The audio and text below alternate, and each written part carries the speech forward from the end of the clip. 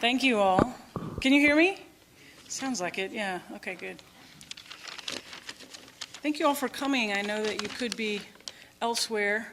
The weather is still nice outside. It's still light, and spring has sprung here in Houston, and some of you may have not eaten dinner yet, so you may be hungry.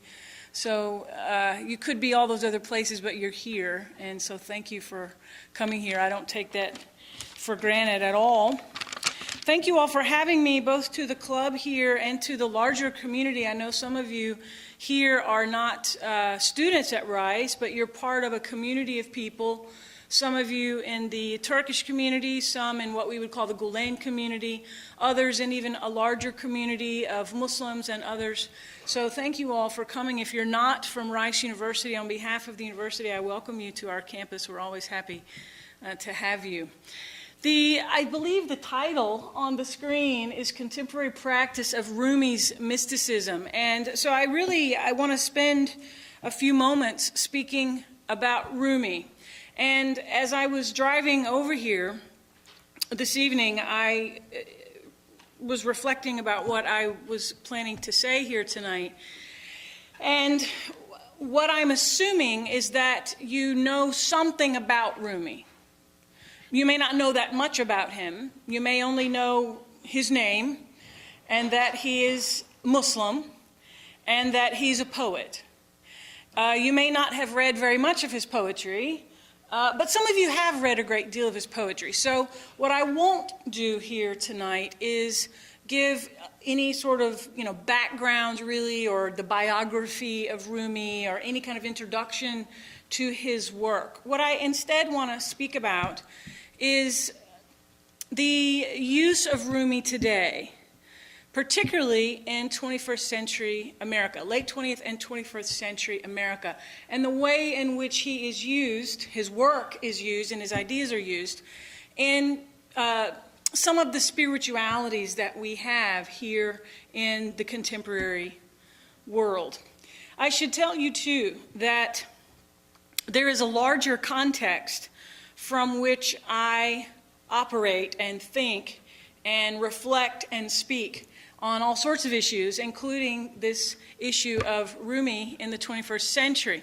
And that is the context that is very much the mission of the Boniuk Center here at Rice, and also which happens to be very much the mission of my life, which is to understand and to promote the conditions that lead to peaceful coexistence between people of all faiths and no faith, so that we can live together peacefully in this world, as believers, as non-believers. We are destined to share the planet together. We don't have to like it, but we are destined. That is our destiny. And so finding the ways in which we can peacefully do that, and be whatever and whoever we need to be in order for that to be a reality, that is what I care about. And so that's my larger conviction. My colleague Calvin Priest is here tonight as well, and he and I, until his recent retirement, we worked together at the Boniuk Center every day, creating that mission and fulfilling it and trying to achieve it as an organization, but also individually in our lives. And so that's very much at the heart of what I do. And it's the filter or the interpretive frame through which I look at nearly everything, particularly things that are spiritual or theological. I'm looking for what I can learn, what I can glean for that effort. So I felt like I needed to share that with you because that's the larger context of my reflections here. I'm not a specialist in Islam or in Rumi.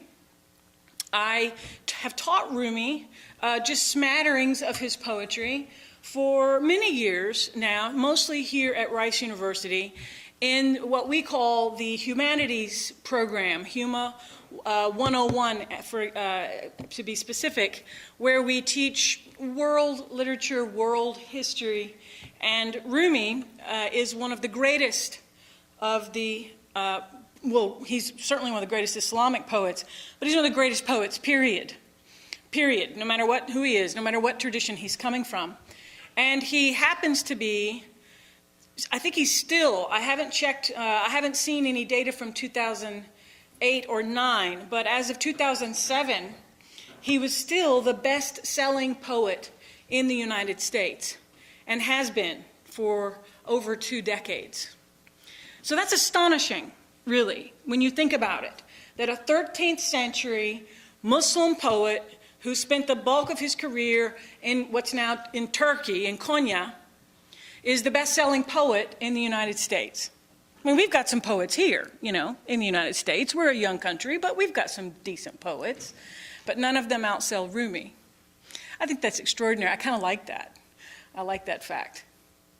So I teach him, I've taught him in world literature classes, comparing the themes in his work to themes in others' work from the same time period, and then across the generations and across the culture. So I approach him very much as a generalist, again, looking for themes that are helpful for us in a 21st environment, looking for peaceful coexistence.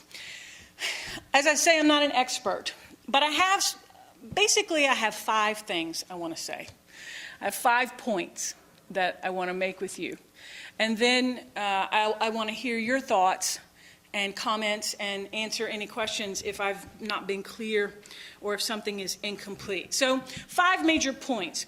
2 of them, the first 2 I want to talk about are what I think are possible dangers in the appropriation and use of Rumi's work for contemporary spirituality. So I want to talk about those 2 things first. And then there are 3 additional points, and these I'll call points I think we need to know about a context, the context of Rumi's poetry that I think sometimes are forgotten. 3 important features of the context of his work that I think are very often forgotten. Now, as we look at the way in which Rumi's work shows up here in the late 20th and 21st century, we see a wide range of possibilities. People in the United States, for example, who are buying copies of his work and buying translations of his poetry. You find folks on all points on the spectrum that has 2 very clear opposite ends.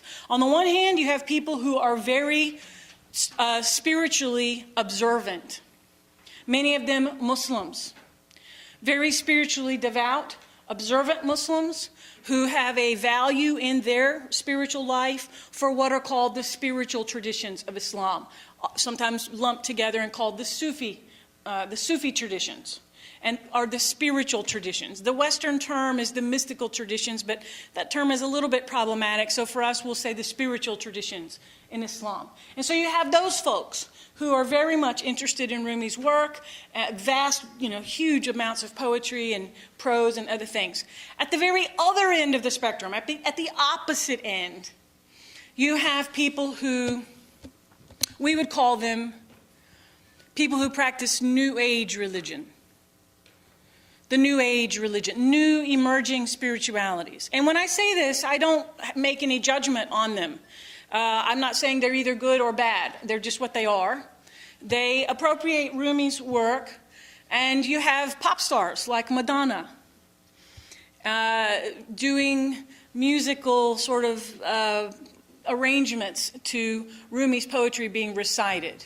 You have other popular figures like Deepak Chopra and many others celebrating Rumi's work and reciting it and putting out CDs and recordings of it. And people who've never heard of Rumi, people who themselves don't consider themselves religious or spiritual at all, are suddenly seizing upon Rumi's work and finding it very meaningful. And so these, I see, are at the very opposite ends of the spectrum. And so when I'm speaking now about 2 dangers that I see in appropriating Rumi's work and bringing it from its 13th century origins up now to the 20th and 21st century, I'm speaking about dangers that are possible on all ends of that spectrum, not just at the New Age end, but at the other end as well. So, the first danger that I see in using Rumi's work or interpreting it in the 21st century is the danger of romanticizing it or over-sentimentalizing it.